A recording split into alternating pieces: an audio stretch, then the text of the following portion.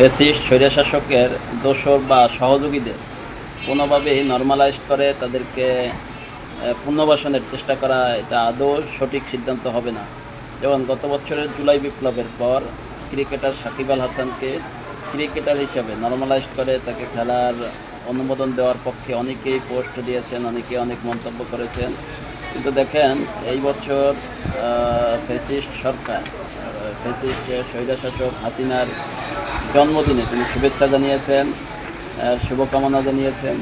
তাদের দেখেন সাকিব আল হাসানের বিন্দুমাত্র অনুশোচনা অনুতপ্ত বোধ নেই যে গত বছর 24 জুলাই আগস্টে যে একটা বিপ্লব সংগঠিত হলো, সেখানে হাসিনা সরকার যে নিরীহ ছাত্রদের উপর যেভাবে নির্বিচারে গুলি বর্ষণ করেছে এবং নিরীহ জনগণের উপর গুলি বর্ষণ করে মানুষ হত্যা করেছে, এর জন্য তাদের তো অনুশোচনা অনুতপ্ত বোধ হওয়া উচিত।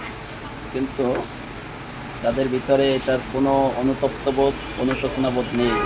তারা যদি মনে করেন আবার পুনরায় এই বাংলাদেশের রাষ্ট্র ক্ষমতা আসে, তখন দেশের জনগণের কী করুণ পরিণতি হবে একবার ভেবে বা চিন্তা করে দেখুন।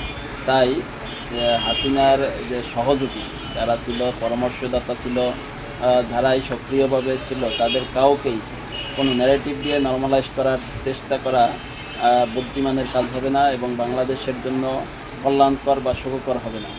তাই এদেরকে যেখানেই পাবেন প্রতিহত করার চেষ্টা করুন সবাই মিলে। আমরা বাংলাদেশে কোনো ফ্যাসিস্ট দুষ্কৃতিকারীর আর স্থান দেওয়ার সুযোগ নেই।